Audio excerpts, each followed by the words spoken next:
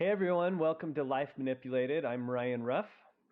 I'm Michelle Zong, and we are here to uncover the hidden biases that secretly shape our decisions. We want to name the unknown and secret tactics that are already being used by companies and institutions towards the consumer. And our goal here, what we hope, is that by making these biases well known, we can create a community of bias hackers and that we're able to leverage those cognitive biases for our own benefit so that we can design our lives in the way we want to live. Great. So today we've got a different bias that we're going to be talking about. Last time we talked about decision paralysis. What are we talking about today? We're going to talk about your favorite bias. We're going to dive into default bias. Oh, I love default It's bias. so pervasive. I think our listeners will also love it after this episode. I know. This should have been our first one. Yeah, it should have. It sets up definitions for other biases really easily. The default bias says that we as humans usually want to avoid complex decisions, and we generally choose the easiest option available, which is what we would call the path of least resistance. And additionally, defaults usually provide a cognitive shortcut and signal what people are supposed to do in that situation, in that context. But we're not going to get into that because that goes into another behavioral phenomenon called social proof, but we'll do that in a different episode. Interesting. Yeah. So we'll have to reference it back because that's actually pretty fascinating too. How the default bias can influence people's decisions and their thoughts about why they even made it. Yeah. I'm excited for Yeah, that one too. totally. So we found that in our last episode when we were talking about decision paralysis, that humans are frequently unable to take into account and do a cost benefit analysis of every factor and every situation and every decision ever that we have to make, especially for complex decisions. And we also found that usually we prefer more straightforward, easier to understand situations and are able to make better decisions for ourselves when there are less options. And I think default bias will run contrary to a lot of humans' worldview that we are unique individuals with stable and clear preferences that guide our decisions and our life path. And it'll show us that our environments and the context that we make these decisions really have a lot of influence on what we decide in those situations. Yeah. I feel like to me, maybe just because I don't understand these as well, but I feel like there's a lot of overlap between decision paralysis and default bias. Or it's almost like because we get decision paralysis, that's what leads us to make a decision by default. These biases do feel interconnected a lot of Yeah. times. And sometimes you can combine them and one will enhance the effects of another. And then other times you can combine them and it'll decrease the effects. Interesting. Yeah, because like in our last episode, I think I brought up that example of the opt-in versus opt-out on the retirement thing, and we kind of riffed on that for a little bit. And so I feel that one's applicable here too, because that's really what they're leveraging there is the default bias that when people get decision paralysis, they don't know which option to choose in the investment thing. They go with the default option, which is to just not do anything. Like I don't know what to do. I'm not going to pick anything. So I'm by default, if you're with a company that defaults you into not being part of the company match program, then you're not going to be part of the company match.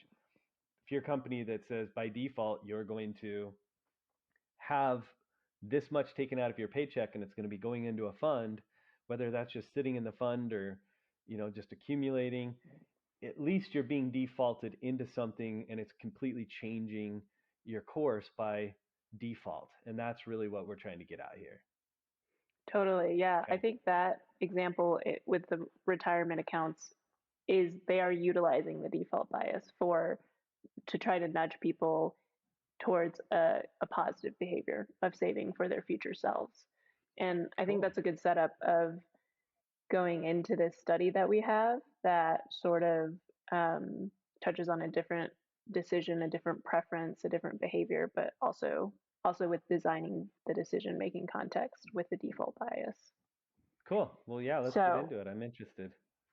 I'm going to read a quote from the study because I think they just set it up beautifully. Okay.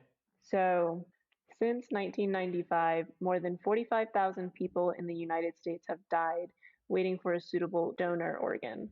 Although an off-cited poll showed that 85% of Americans approve of organ donation, less than half had made a decision about donating, and fewer still, only 28%, had granted permission by signing a donor card. Given the shortage of donors, the gap between approval and action is a matter of life and death. So when they were looking into why this may be the case, why there's such a massive discrepancy between preference and reality on organ donations, they looked into a couple EU countries, Okay. and some of them varied a little bit from each other, and some of them varied a lot. I'm going to list the countries that had very low rates of organ donation. So those countries are Denmark, the Netherlands, the UK, and Germany. And then there were a few countries that had really high organ donations, which is Austria, Belgium, France, Hungary, Poland, Portugal, and Sweden. Okay. I So, remember this one. This is awesome. This is like this was one of the things that like got me really fascinated with behavioral economics. yeah, it's one of the famous foundational BSI studies. Oh, cool. Um, it's always interesting when I talk about this study. I always ask, pretending like you don't know the study, Hmm. why, why do you think there may be a discrepancy between these different European countries? Well, yeah, when I first heard this, it was so fascinating to me. So I remember, like, I remember thinking about it, and I'm like, I wonder if it could be cultural. But then, like, Germany was one of the ones I think that was really low, and then Austria was Hmm. really high, and I'm like, well, it can't be cultural because these countries are culturally very similar, and they're yeah. First, I thought it was culture, then I thought like maybe religion or some of these things, and it turned Mm. out like all of my ideas were wrong, and I was just puzzled of how it could be that different. Yeah, I totally thought I was like, it has to be some sort of dominating social preference Yeah. in the society. And I think the individuals in the study also analyzed a lot of those factors to no avail. And eventually, they did an analysis of the sign up process between the countries and found that the countries that had very low numbers of organ donations was simply because they had to opt in to become an organ donor. So Oh, if you had, say, I don't know if this is true in the EU, but in the US, say you're signing up to become an organ donor when you get your driver's license, the difference is simply that there's one checkbox and they yeah. ask you, do you want to be an organ donor? And you have to check the box to become an actual organ donor. Whereas in the countries that have an opt out structure, the countries that had higher rates of organ donation, that question would be asked as, do you want to opt out of being an organ donor with the checkbox? Interesting. And so in both cases, people are getting decision paralysis because they're coming into the DMV. They're thinking, I'm going to get a license. I'm going to drive. This is awesome. And then all of a sudden they're thrown with this question like, hey, by the way, if you die, like, what do you want to happen to your organs? And there's like getting decision paralysis here. They weren't coming to figure out what's going to happen to their body parts when they die. So they get decision paralysis. They do the easiest thing, which is, I'm just not going to check the box. But in Germany, it's like when they're not checking the box, they're not becoming an organ donor. And just that one word different is what's so fascinating to me is in in Austria, it's just check this box if you do not want to be an organ donor instead of check this box if you do want to be an organ donor. So what's interesting about that to me, it's the exact same behavior. They're getting Mm-hmm. decision paralysis. They don't know what to do. They don't check the box, but now there's this wildly different decision. I So I'm yeah. not actually sure if they got decision paralysis Okay. because it's not a very complex decision. They only have one option. It's like you Mm. either check the box or you don't. But everything else you said, yes, spot Okay. on. Yeah. The thought behind it is that people think that they just missed the question entirely. Yeah. You go to the DMV, you're filling out your form, like you said, and you're really just trying to get your driver's license. That's it. Yeah. That's why you're there. You don't want to think about this grim question about the end of life. And like maybe you just skip the question because it's not asterisk as a required question to answer or something. In the study, they also asked all of these countries to rate their general social preferences on organ donation, Oh, and interesting. they found that none of that was different. Like across the countries that wanted to opt out, that had an opt out structure versus an opt in structure.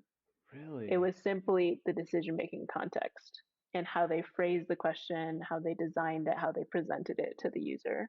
Do you know what would be really interesting to me? And I'm throwing you a curveball here, so I'm sorry, but this would be really interesting. I wonder what would happen on an individual level. Like like if I went up to one of these people that just got their driver's license in Germany that didn't check the box, so they're not an organ donor. And I asked them, I said, "Hey, I noticed that you're not an organ donor. Why is that?"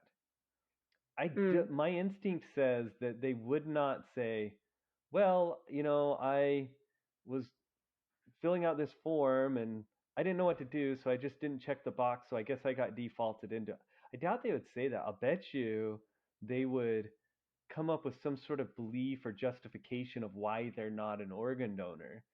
So I wonder if there's been Hmm. any studies or anything that determines, like, are these people actually going to, how do they actually feel about organ donations, and was this decision that they made by default going to affect it?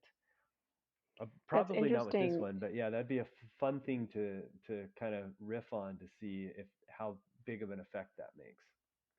Yeah, I think in that scenario, you're asking two different questions, which is one, if someone were to go up to a person and specifically ask them, it's kind of like when you're checking out at a coffee shop and Hmm. they turn the tip option around at you and Hmm. they stand there and they wait for you to choose it, is that decision different from if they walk away and they turn it Yeah, around for you? it's so And yeah, it's so so true.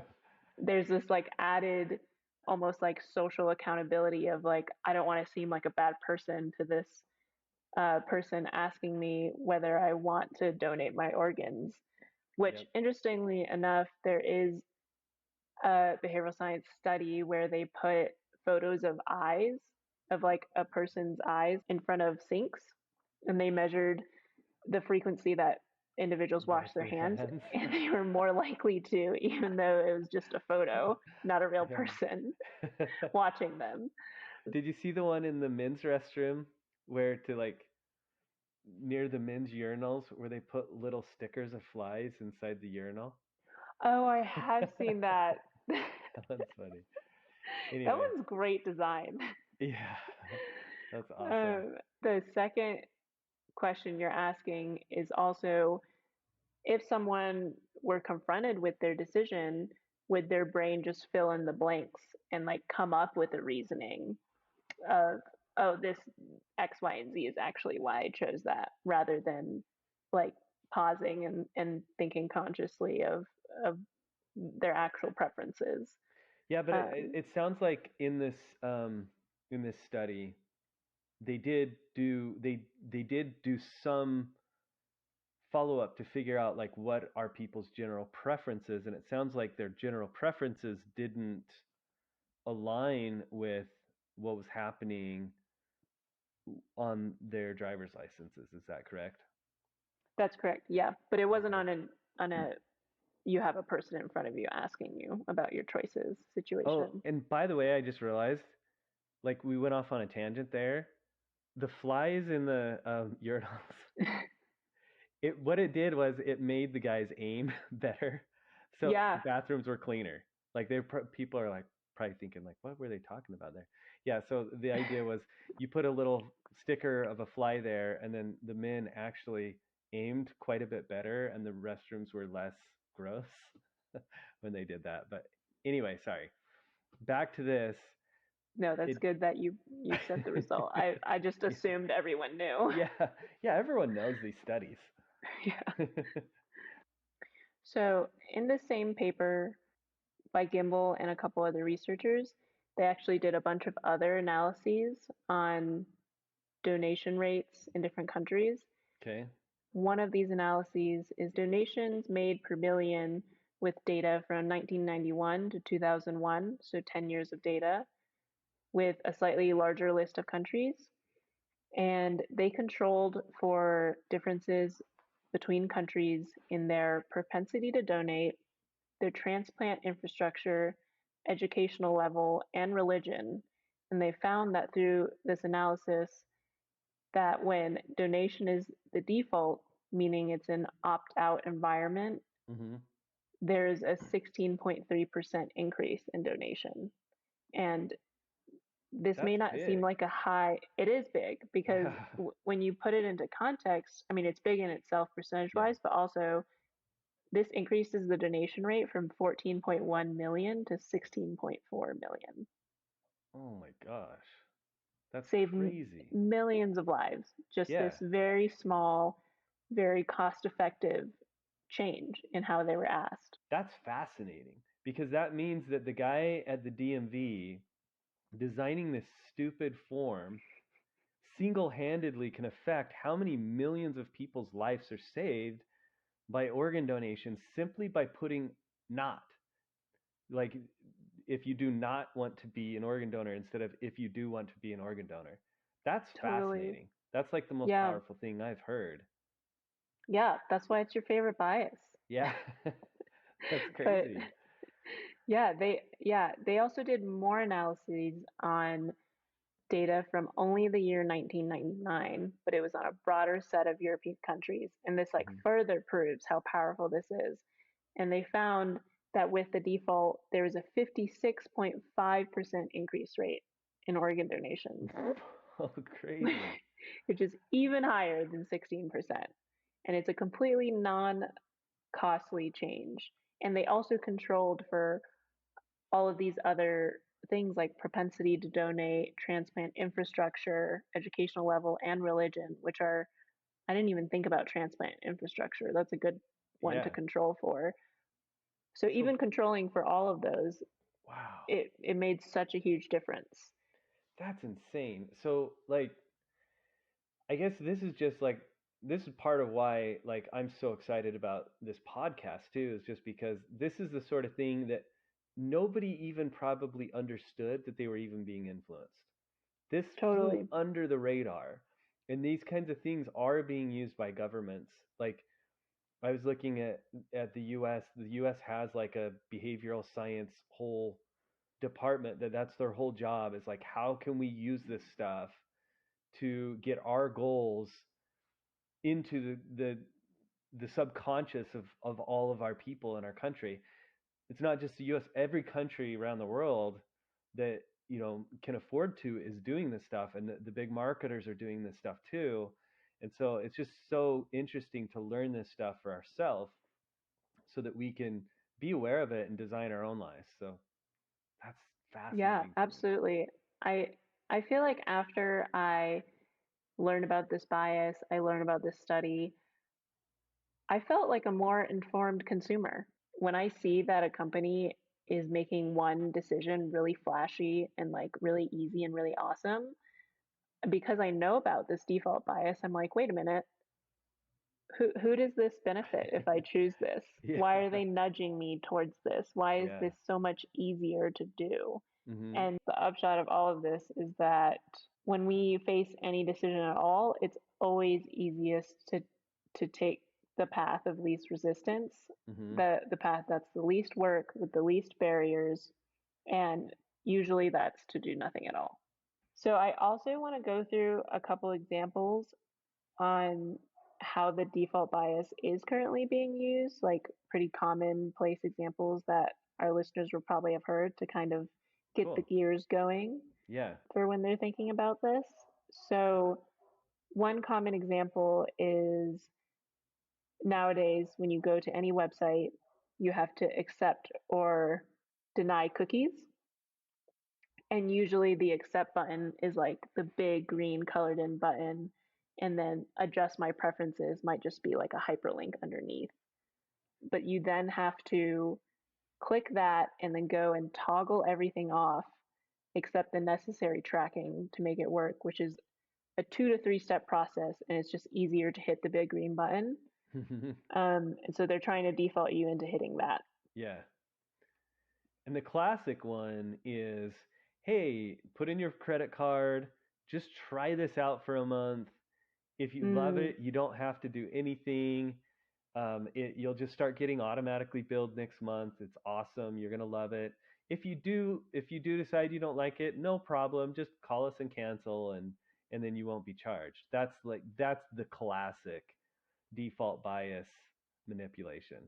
yep. You get the first month free, but then we automatically charge you for the upcoming months. Yeah. Yep, that's a great example. Another one that I feel like I fall prey to a lot is the automatic play button on Netflix. When you're watching anything, the default is to binge episodes, or Yeah. even if it's a movie these days, they suggest a new one and you have like a 5 second timer to press no. So it takes more work to press no than to just let it run through. And you're like, it's 1 a.m. and I've got work in the morning, but like, okay, Yeah. one more episode, just one more episode. Yeah. Yep. Or it's even like, this next movie doesn't even look interesting, but the remote's all the way over there, which is an even worse reason. Probably easier to just watch the movie than go Yeah, get the just remote. commit 2 hours. Yeah, that's a pretty brazen and effective default bias, effective context where they're utilizing default bias. It's also used on YouTube now. You see automatic plays everywhere these Yeah. days. Yep. There was one more that I wanted to bring up that had a quick study. Okay. So, another example where the default bias was actually helpful was, for context, for those of you who don't know, generic prescriptions work equally as well as their non generic counterparts and are significantly less expensive. But Okay. usually, when providers are writing prescriptions, they remember the name of the non-generic prescription, like Advil or Tylenol, versus ibuprofen or like acetaminophen. Okay. They found that in this study, they wanted to get providers to prescribe more generic prescriptions to their patients so that they didn't have to pay as much. And what they did was they defaulted providers into doing this. They added a checkbox on the electronic prescription screen that the providers were writing the prescription in. And the checkbox was an opt out checkbox that was labeled dispense as written, meaning that if you left the box unchecked, it would automatically dispense the generic equivalent of the medication. But if you check the box to dispense as written, which is the non-generic marketed name that the providers knew, then they would get the more expensive one. So simply with this one label, this is again a pretty great effect. They increased generic prescribing from 75.3% before the intervention to 98.4% after the Whoa. intervention. So they That's almost got to insane. 100% Okay, I and have saved. I have some mixed feelings about this. Okay. First of all, that's awesome. That's saving tons of money that would have been wasted in like probably it would have been absorbed by an insurance company or something, but just the fact that it's saving money in the long run is a net benefit. But the idea that my doctor is influenced by default bias to this effect is kind of a scary thought to me, but I guess at the end of the day, it's good to know that okay, doctors are humans too, and they're going to fall victim to these biases too. And so this is one that has a net positive effect, but I wonder if there's some other default bias going on that might have a negative effect. Yeah, within the healthcare environment, Yeah, I bet there is, but it is I think it's really helpful to just know that, yeah, I mean, doctors are very intelligent individuals, and to know that they also fall prey to these yeah, biases that are embedded in all of the decision-making contexts around us. yeah. That was one of my biggest takeaways from being a part of the CH lab. Um, it was that even all the researchers there, they're like, we understand this stuff. Like we study this stuff all day. Still affects us. And Yeah. probably the best analogy I ever heard was like it's similar to like visual illusions. Like I'll Mm, see the two visual illusions, and like even if I've never seen the illusion before, it's like, okay, I know that this table looks longer than that table, but I know the trick. I know that they're going to be the same length, but even knowing the trick, my eyes are still tricking me. Like it's still like visually, it's like there's no way that those two tables are the same length. So even when you know it, it's still going to affect you. So you have to come up with these interventions to prevent yourself from being affected by it. totally. I think that is such a good analogy because so many of these biases are leveraged in a lot of marketing material. Hmm. And usually you're like internally, like, I don't want this thing. I never wanted it before I saw it. But then you get hit with all this marketing and and all of these biases when inside you are being turned on, and you think you want it. And it's crazy because like you have both of those thoughts at the same time. Like, I know I don't want this, but I feel like I do after seeing this advertisement. Okay. So can we move into the, is it time to move into the brainstorm part or do we have more studies? Yeah, let's move into the Okay, brainstorm I love part. the brainstorm part. So basically, what we want to do here, and this is where we want to get the audience involved too, is basically it's like, okay, here's how this is being used to manipulate us. So that's what we kind of learned. How could we use it in our favor? And like, how can we take this now that we understand this bias? How can we create defaults in our own life that are going to lead down the path that we want to go down? And so, like, one of the ways that is important for me and like what I do with SpendPal for people is let's talk about your money and like what happens if you were to just stop paying attention to your money, things kind of fall apart. So automation, like having your money go down an automatic path where when you do nothing, it's going to go down this path. That's leveraging, that's one really good way that anybody can leverage default bias like starting tomorrow. And so like some of the great ways to do that that I've seen is you go to your employer and say, hey, I want X percent of my paycheck to go to this specific savings account. And then just by default, now it's going there. From that point on, without you even thinking about it, you're now saving money. And you can later go raid those savings if you want to, but you're going to have to take an action to raid those savings. So if you can create as many defaults in your life, and money's a really easy way to create a default. I'm trying to think of some ways like exercise or like I wonder if there's ways that we could create defaults there. But I don't know. Have you thought of any interesting ways to leverage default bias in your own life? Yeah, I think really how I leverage it is empowerment, and what I was talking about earlier, in really understanding what benefits you and what the company is trying to nudge you towards. Mm-hmm. And I want to go through this example when I was abroad trying to withdraw money at an ATM because I think it's Okay. relevant probably to anyone traveling abroad. When you're withdrawing money from an international ATM, you have the option to either be charged in the local currency you're in or Mm-hmm. to be charged in USD and have the ATM machine do your currency conversion for you. So often the ATM will say something like, this ATM offers conversion to your home currency as if it's a feature that you should be taking advantage of and it's a special thing they're offering you. Um, and there's various ways that ATMs machines displays this advantage visually and with varying verbiage. But I noticed when I was doing this that one particular option was easier to access for me than the other one, which is allowing the ATM to do the conversion for you. Hmm. And I think it was something like, do you want this ATM to like do this feature that I can do, which is do the conversion for you?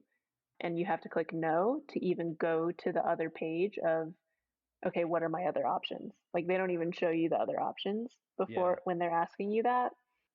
And when I saw this, I was like, this is really weird. I feel like I'm being manipulated into choosing this. So did Um, you pick no? I picked no. I was like, let's see what happens if this, if it chews up my card. Yeah, I guess that tells you something.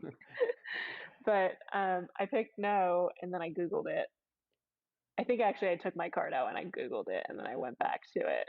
But essentially, the ATM is trying to default you into making what's called a dynamic currency conversion, which is a scam. It's not like it's legal, but Yeah. essentially what it is that the ATM does the conversion at a higher rate than the market rate. So it's always better when you're withdrawing from an ATM to not let it do the conversion for you because then your bank will do it and your bank will do the conversion at the market rate and they'll give you a fair rate.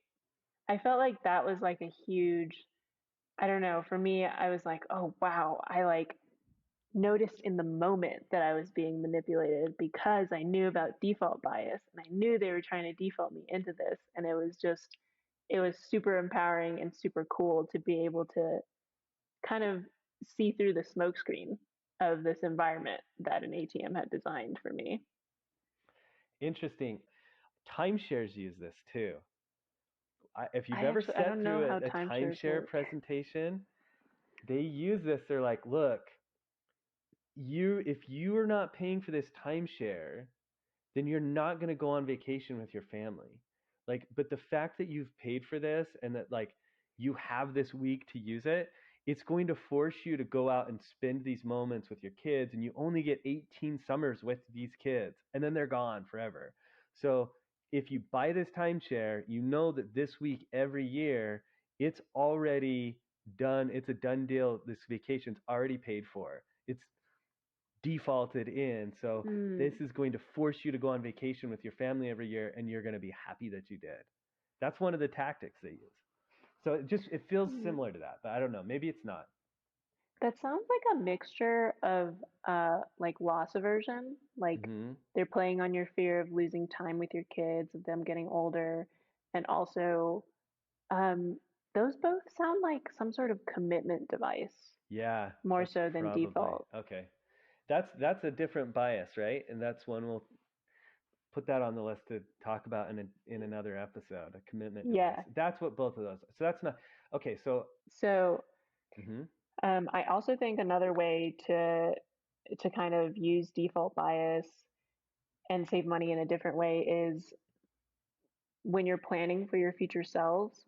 So there's actually been studies that show that people eat out the most on a Friday night because it's after a long weekend of work. You come home on a Friday night and you don't want to cook. Mhm. And usually that results in a frozen meal or results in pizza or something unhealthy. So if you know that that's going to happen, then prepare a meal for yourself on a Friday night or buy a healthy frozen meal rather than eating out for pizza. And so Oh, then you like the path of least resistance when you get home is like heating up that frozen meal or heating up that not store bought meal that you had cooked for yourself that week. interesting. So, Yeah, that makes sense because like if I were to Thursday make like a nice big meal and have leftovers, then on Friday I'm gonna be like, I better eat this, otherwise it's gonna go bad. and I don't want to waste it. So then, yeah, so by default, the least path of resistance is to grab that. That makes sense. Yeah, and it's like the easiest thing rather than actually having to get out of your PJs and go find a restaurant and get a meal out. Yeah. Um, Can this be some called the least path of resistance bias, or is there a different bias too that's about the least path of resistance? There is not a different bias Okay. called the path of least resistance, but also when we were talking about decision paralysis, Mm-hmm. often the path we also talked about the path of least resistance was to make no decision at all in that Okay. context. And we see that show up across a lot of different biases. In the audience, help us out here. Default bias is cool. I found some really cool ways to use it with money, where money is easy because you can create automated systems and rules. There's lots of ways to do that online where you can create a rule that when my paycheck comes in, automatically do this and automatically do that. And then you can create defaults that are going to be in your benefit. But what are some ways? I'd be curious if you go to lifemanipulated.com, and I don't know if the website's fixed yet, but so you have to go www.lifemanipulated.com. If you go there and you can join the community, the bias hacker community, and then let us know how you've leveraged default bias in the past. And then once we get that, we may end up sharing some of those ideas because we want everyone in the community to understand how each other's leveraging these biases in their favor. So, it's kind of that saying, great trees never grow alone. Let's all help each other out here. Yeah, absolutely. We would love to hear your ideas, how this shows up for you in your life, and how you combated it if you found out it was being used towards you. Cool. Um, Also, if you're liking this, if you want to help us, like if this is cool, like if we're going to just keep doing a different bias every week and we can kind of talk about these things, share it. Share the podcast with somebody. That's the number one thing that you can do. Like I've been doing a bunch of research and I heard like, oh, people saying if they'll leave a review, it'll push you up in the rankings, but that's probably not true. Like the number one thing that you can do to help is just share it with someone and join the bias hacker community. Those are the things that you can do to help. And then let's grow this thing. Absolutely. Cool. Thanks, everyone. Thanks, y'all.